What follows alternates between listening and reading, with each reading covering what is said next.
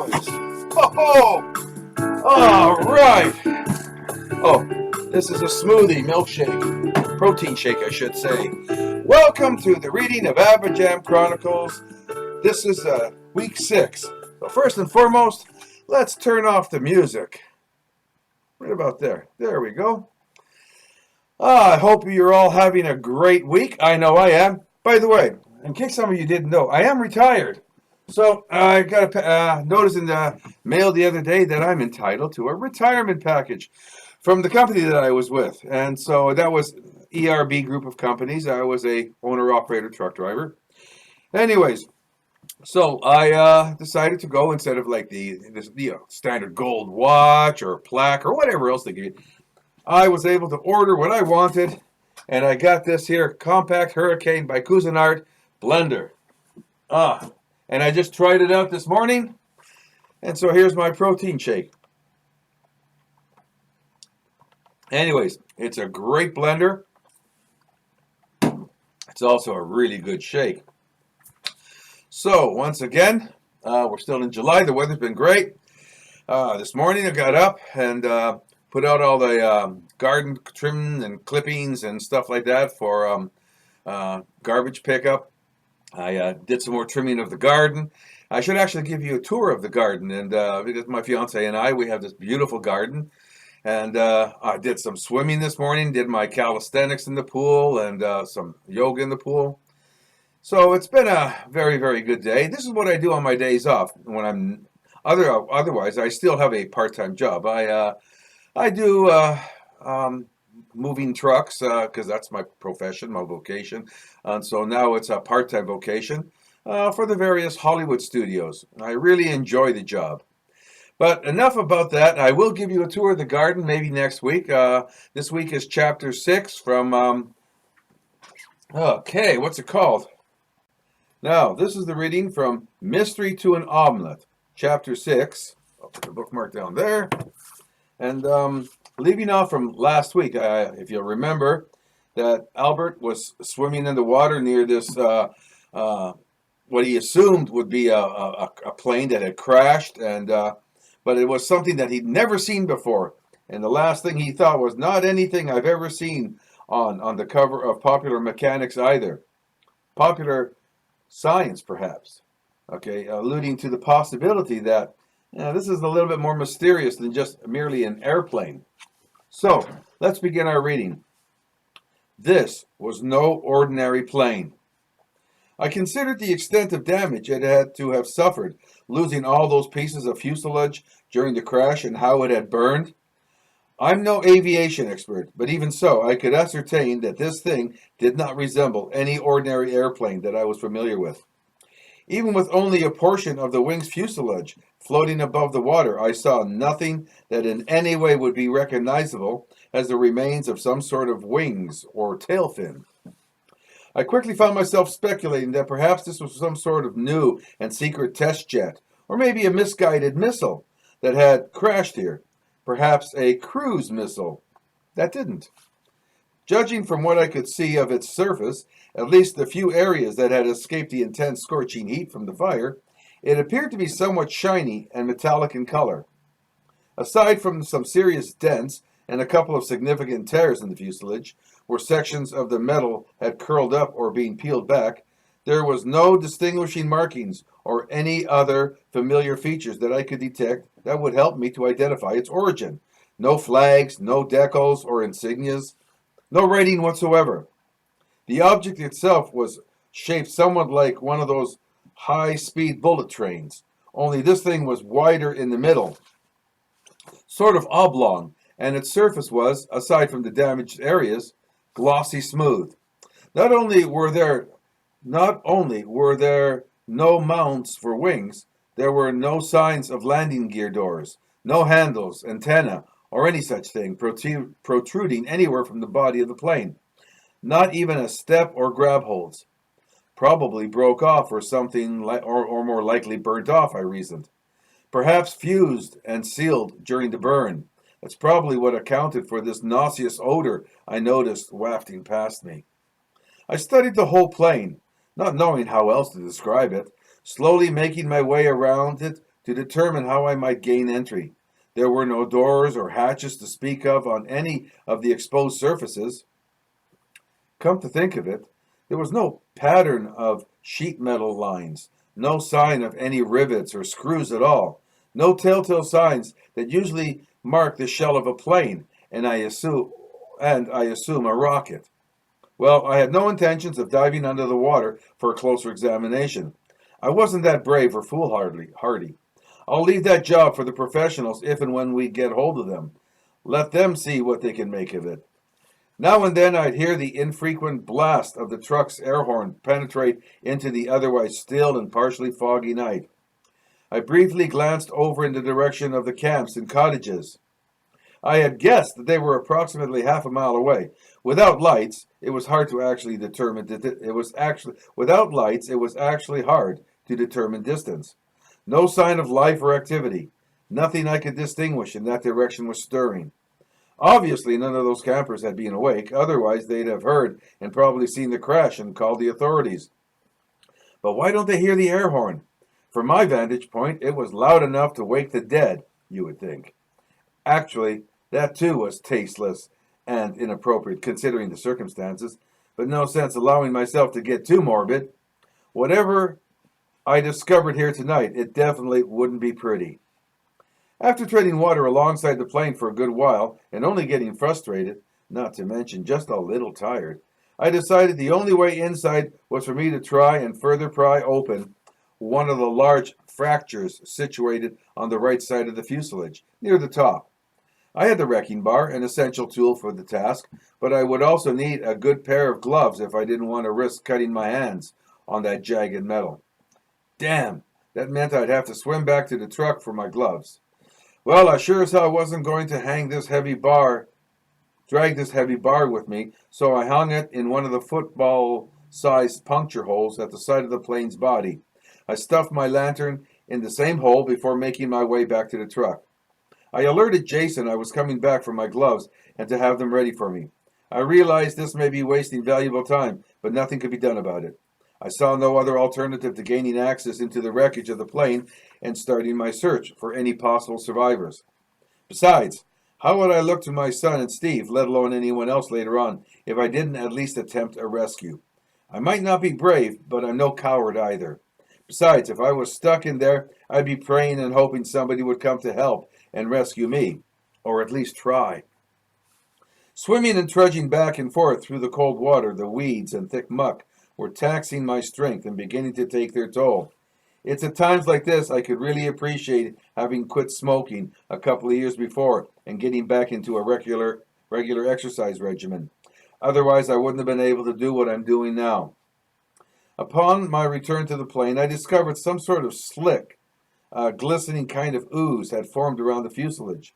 Whatever it was, it seemed to be the source of that bad odor I had smelled earlier. I hope to God it's not fuel. Whatever it is, I definitely don't want to swallow any of this shit either. I retrieved my lantern and shone it on my watch. Damn, the batteries must have died. It read 10:55 p.m. I knew it wasn't the water. I wasn't in it yet at that time. Besides, it's supposed to be waterproof. I shrugged it off, not to worry. The truck has 2 clocks. I returned my attention to the task at hand, that of getting inside the darn thing, and begin looking for survivors, if any. I no sooner had that thought than thousands of fine effervescent bubbles erupted all around me in the plane's fuselage. They were followed almost immediately by a soft humming noise emanating somewhere from the plane's opposite side of where I was. Did that scare me? Let's just say that when you're in the water, no one can tell if you pissed your pants. Neither did treading in the cold, inky black water at night with mysterious things happening underneath my feet help to set my mind at ease. I hesitated, not knowing exactly what to do next. I was full of apprehension. Was the plane about to sink, explode, or what? And where did all those bubbles come from?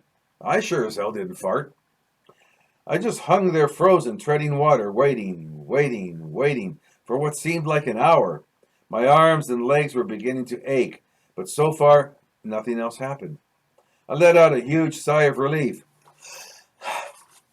Anyways, now I was all the more determined to climb on board. but I had to first investigate where that humming noise came from. I made my way around to the other side of the craft and was startled to discover what had to be a busted out cockpit window. Whatever had shielded it from my previous examination had now been removed, though I couldn't see any evidence of what it was or where it had been stowed. Whatever excuses I had concocted about not going inside, regardless of any reservation I may have had, I now at least had a clear way inside the craft. There might even be someone inside who had operated the controls to reveal what must be a cockpit window. The shielding may well have protected them from the intense heat and fire, like on NASA's space shuttles. I now had to find out for certain. I climbed up to what I assumed had to be the cockpit window, clutching at and stepping into every dent and hole that scarred the otherwise smooth satiny surface. I was glad to have my gloves on. I could distinctly feel the heat on some of the grab holds. Still, the heat was more than welcome, even invigorating. I had to pause briefly, pressing my cold, wet body against the warmth of the plane's body in an attempt to restore my core temperature. Oh, that feels nice. Like pressing up against the hot dryer when you're naked, or, better not go there right now. Hey, do we ever do that? Nah. Upon reaching the broken window, I was amazed at how large it actually was. Not only that, but the stuff I mistook for glass wasn't even glass. The remaining shards still fastened to the craft felt unusually soft and malleable. Must have been the heat that did that. When I glanced over my shoulder to see how the boys were doing, the truck, the highway, and the shoreline all appeared to be further away than they had been before. Looking down, even the water surface below me, now covered with more of that shimmering film, gave the distinct impression I was higher up than I had imagined. Shining my light onto the water surface only added to that perception. It also reflected the color and texture of that gooey film surrounding the plane. Its semblance was something akin to a large rippling sheet of burgundy purplish silk. It definitely wasn't oil. None of that stuff had stuck to me or my clothes, which was just as well. I might not have been able to climb up it. I might not have been able to climb up had it been slippery like oil. It was about now that I began having serious misgivings about this being any kind of a plane at all. Still, I was curious. So how does that saying go? Curiosity killed the cat? At least they have 9 lives, and I'm no pussy, but I'm no cat either.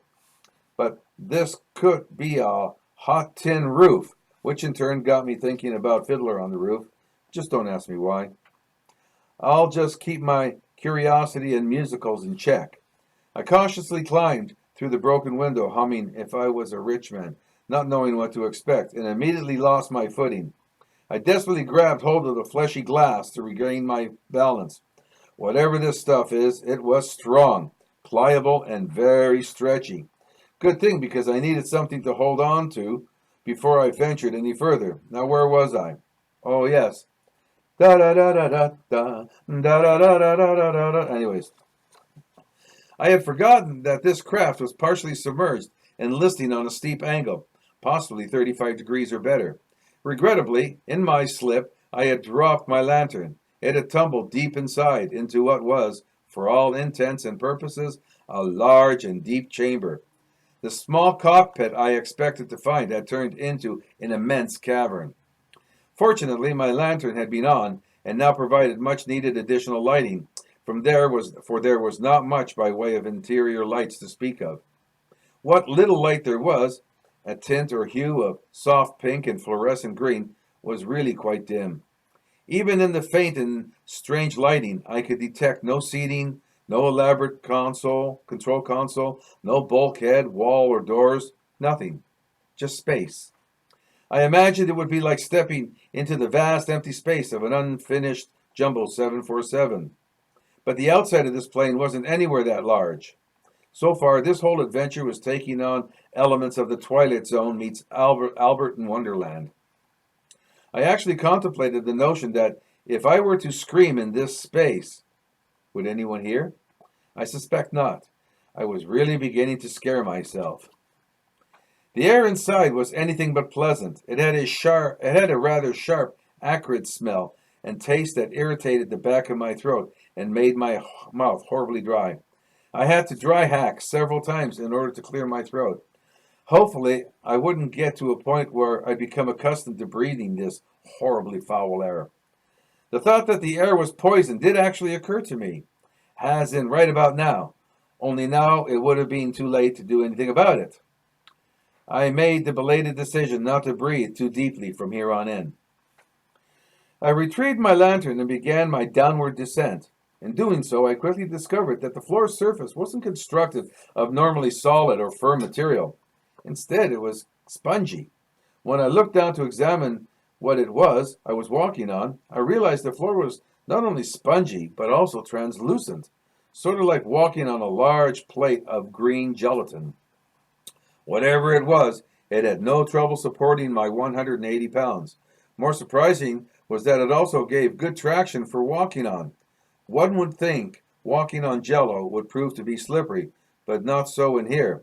Bill Cosby, if you could only see me now. Feeling more confident, albeit a little confused, I increased my pace, stepping lively and going down deeper into this ever-increasing mysterious craft. Oh, and I'm going to pause there for a second because that reference to Bill Cosby, as the book was written some time ago, he actually used to do a Jell-O commercial with kids. Considering his circumstances and where he's at now, kind of scary.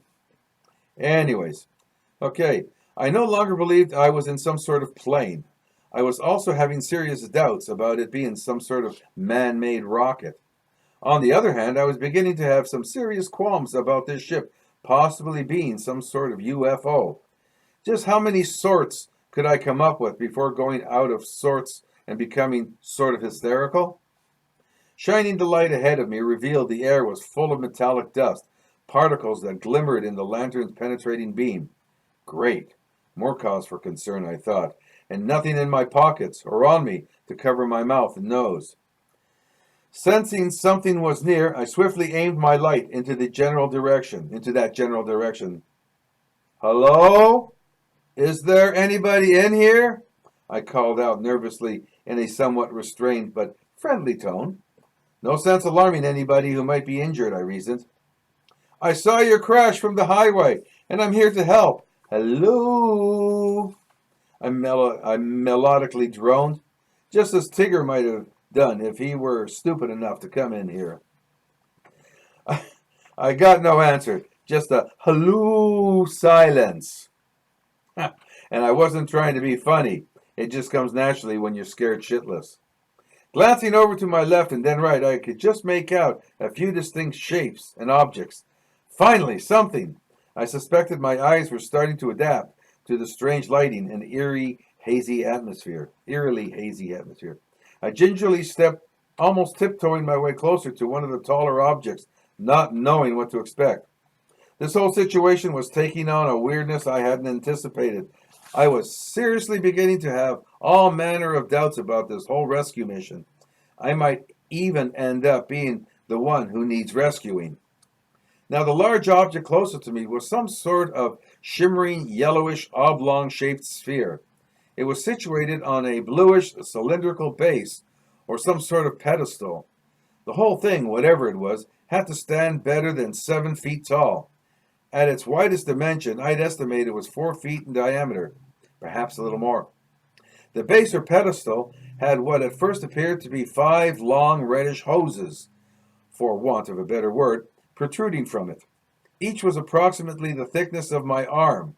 The hoses themselves were a good 9 or 10 feet in length. Some lay sprawled on the Jell-O floor. Some were still attached or stuck into curious objects that looked like large oval wall plaques. These plaques seemed to be fastened to the walls and floor, even the ceiling, if indeed that's what they were. There also was this strangely colored liquid all around the base of the first object on the pedestal. I could only best describe its color and texture as some weird variation of purple mauvish ooze. It was seeping from several fine cracks at its base, just where the oblong sphere was seated. For all I knew, it might even be permanently attached to that pedestal thing underneath it. I could now see more of these huge, peculiar objects as the metallic fog began to settle and disperse. A few of them were standing, but most were lying on their sides. As I strained to look deeper into this chamber, again for want of a better definition, this chamber was actually more spacious than an empty 747 would be, and I have been in one, delivering air freight to Pearson International years ago. And yeah, I actually did that, driving up on the tarmac and then loading up a 747 from the rollerbed trailer into the plane, and they were immense, huge. Well, whatever I was in did not in any way match the dimensions of the outside of this craft. It was as if I had crawled into a doghouse only to find myself standing in some immense, but all but empty, except for the oblong spheres, foyer of an old theater or arena. This was most disconcerting, if not downright scary, and I do not like scary movies. Oh, and in fact, I don't. I looked all around me. It was clearly evident that all the spheres, with the exception of the first one I saw, and the one near the back of the foyer, were extensively damaged. The ones lying on the soft jello floor were all smashed to varying degrees. Whatever these spherical objects contained, their contents were now spilled out like a tray of eggs dropped on a kitchen floor. Only in this case, I lightly bounced on the floor for added effect, a jello floor. Which brought up another curious and I suspect unanswerable question. How could anything break in here with walls and floors that would act like cushions? It'd be like dropping a carton of eggs on a foam mattress. Matter of fact, I just had an epiphany. That's what all these strange objects look like. Enormous yellow eggs, seated in large bluish egg holders. But that sure as hell wasn't egg yolk on the floor. I had no intentions of stepping into that stuff with my bare feet if I could avoid it. It might sound crass, but I half expected Mork to emerge from the shadows at any moment and introduce himself. Images of Robin Williams emerging from one of these eggs flashed through my mind, with him shouting, "Nanu, Nanu," and "Shazva." Oh, please happen, please. Good Lord, I nervously muttered half-jokingly. I'm in a spaceship from Ork. I definitely watched too much TV when I was younger. And I don't know if any of you remember the series, A Mork from Ork. Anyways. So, the intention of my thoughts may have been humorous, but my actual circumstances weren't. In fact, I was becoming rather anxious and quite perplexed about this whole enterprise. And yet, another spaceship comes to mind. I could only come to one logical conclusion. This had to be some sort of alien spacecraft. Well, duh, I thought I heard some wise ass behind me say, but it was only my subconscious. Same difference, only smarter, I suspect. After some serious personal debating with my less than heroic smart-ass subconscious, I boldly decided to go where, for all I knew, no man had ever gone before, and to continue my investigation. What was that saying about cats and their curiosity again? I was now too deep inside to turn tail and abandon my initial objective, which was looking for potential survivors, whatever they may be. In for a penny, I thought to myself. Kirk would be proud. Didn't he once coin that phrase also?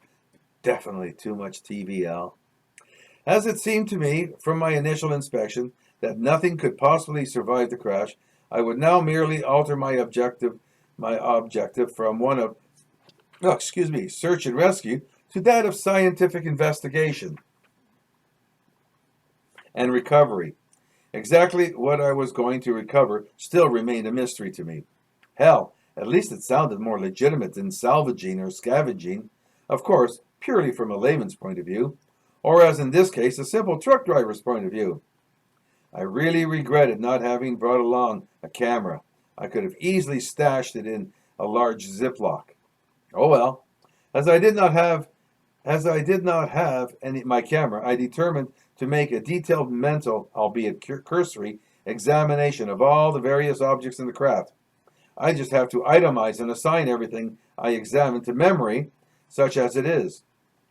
I'll promptly document it later on paper and my cassette recorder when I get back to the truck. First thing I promised myself before I might forget something. I panned my lantern's bright beam throughout the cavernous foyer. Note to self, I count 11 of the large oblong egg spheres broken or otherwise. Just one shy of a dozen. Wow, I'm on an egg roll here. Pun intended, I thought, trying to maintain some semblance of humor in a rather unfunny situation. I noted that each and every egg pedestal had the same 5 long, slender, tubular reddish hoses. I'm now thinking they're some sort of cables instead of hoses. As I indicated before, the majority of these hoses were in a jumbled tangle all across the floor. The actual stand or pedestal that the eggs rested on appeared to be all part of the same unit, as a single arm or leg is to my body. Many of the eggs still had a few of their cables attached or plugged into what I can only describe upon closer examination as convex-shaped oval plaques, about the size of, I'd guess, a toilet seat lid. Good analogy, I commended myself. I cautiously moved about while continuing my examination.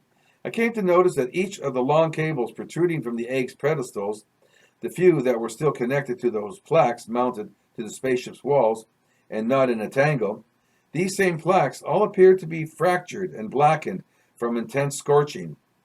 I could best describe them as being similar in appearance to an old blown-out burnt fuse or glass house fuse. I don't know if some of you still remember the round glass house fuses that you put in the fuse box, and that's how you knew they were blown. They were black. Only in this case, on an immensely larger scale. As for how many of these plaques there were, there had to be hundreds of them, perhaps many more. The ones that weren't damaged seemed to be emanating every color imaginable, albeit rather faintly, probably due in part, I secretly hoped, to the main power source being shut down or offline. Maybe it just blew too many fuses. That explanation works for me. I stepped up to a section of the wall and ceiling literally cluttered with dozens and dozens of these plaques. I wanted a closer examination. I even dared to touch one. It was cool and smooth to the touch, much like acrylic, only spongier. They were all the same size and shape, oval and slightly convex, but arrayed in all manner of patterns and angles. I discovered that each and every plaque had a small cylindrical opening, an inch or two deep, in the center of each one, not quite large enough to accommodate my clenched fist, but obviously large enough for the cables to attach to, or for a lot of cups. Yeah, maybe whoever or whatever designed this ship got overly ambitious with cup holders. These so-called cup holders were large enough to fit 3 or 4 of my fingers.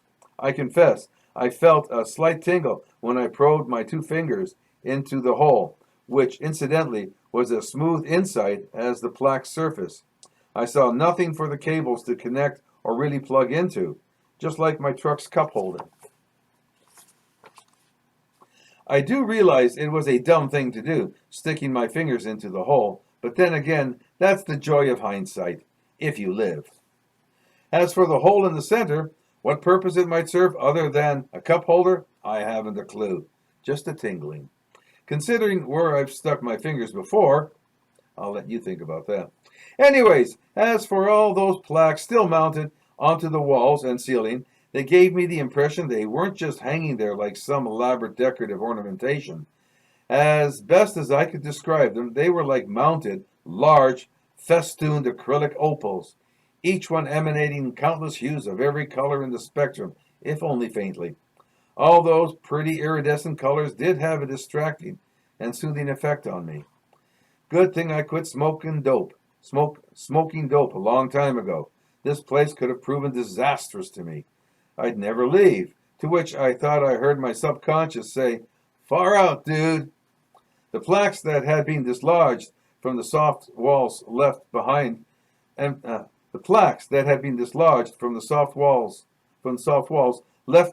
empty indentations. Okay. I peered into one of the vacant spots and discovered it had a plug-in hole or socket as well. My spotlight revealed that socket was slightly larger and had three much smaller female plug-in sockets at its end. The numerous dislodged plaques littering the floor were all but colorless opaque toilet seat lids, something Bernie might buy at a flea market. Amazingly, the whole interior of the craft was completely seamless. Everything around me was symmetrically uniform, without an edge, a line, or the usual linear forms you'd normally find in buildings and all industrial designs, whether they were machines, houses, rockets, or planes. This definitely was none of the above. Even the fiberglass panels on my truck had seams, joints, and even rivets. Maybe I've been watching too many sci-fi shows, but the longer I remained in here, the more I began to think I was inside something organic. Sort of like Jonah in the Bible must have felt like, stuck in the belly of a sea monster. Only this monster seems to have swallowed somewhere along the way one shy of a dozen extremely extra-large eggs. It was that very thought that compelled me to get on with my pseudo Carl Sagan scientific research and then get the hell out. My curiosity had overridden my sense of urgency and my urgency and time consideration. I had been in here long enough, far too long, if I were to ask myself. If this craft rolled over or sank, I'd be trapped. The fact that it had remained afloat, so long was astonishing. So from here on in, I needed to quicken my pace. Faster, faster, pussycat.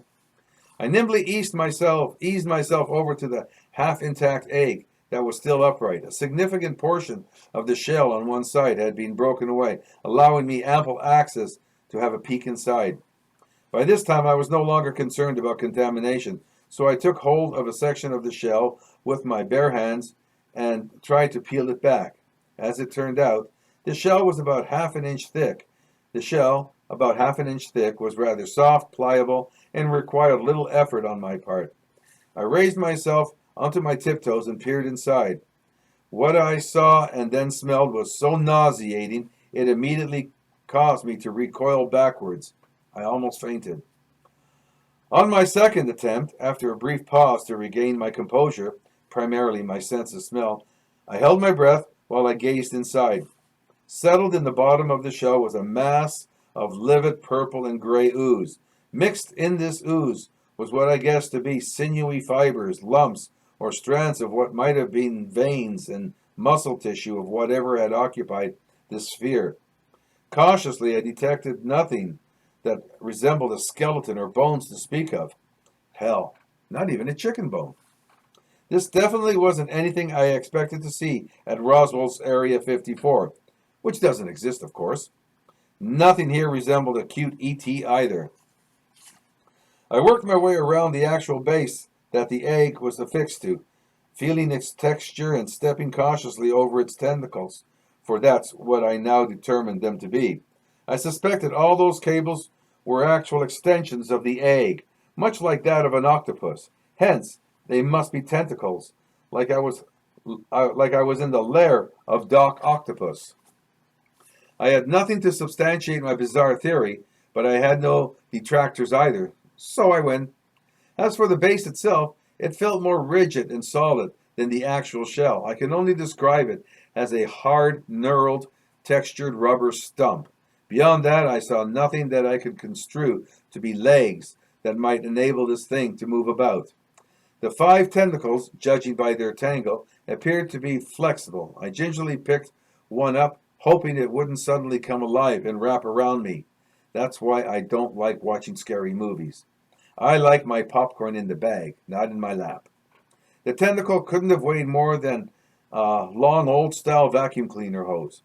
I speculated it was probably incapable of supporting this whole egg thing for walking. I examined the end of one of the tentacles closely. There were 5 very tiny rounded nubs at the end and nothing else. No fingers, no claws, no suction cups, just like on an octopus's tentacles.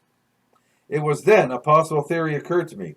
What if this whole chamber was filled with some sort of liquid substance that these things moved about, like our own ocean's octopuses? That would account for all that silky goo that's floating on the surface of the water outside. At least it's a hell of a lot more reassuring if my theory is correct than that slick being some kind of fuel leak. I'm thinking, suppose my hypothesis and deductions were actually correct, though I'm definitely no NASA scientist. I'm thinking, suppose my hypothesis and deductions were actually correct, though I'm definitely no NASA scientist, nor am I a marine biologist, but I'd have to swear these aliens are either exoskeletal and that these eggs were similar to the protective suits our own astronauts wear. Once their internal atmosphere and pressure was lost, especially if their shell or suit got damaged during re-entry, it was painfully obvious their bodies turned to mush, just as ours might, or so I've been led to believe. But I've been known to be wrong on a few occasions. And that ends the reading of chapter 6. Next week will be chapter 7, a close but all too brief encounter. And I do have a picture to show you. It's right here, but I'll show it to you on the screen shortly. Now it's time for me to have a sip of my protein shake before it gets flat.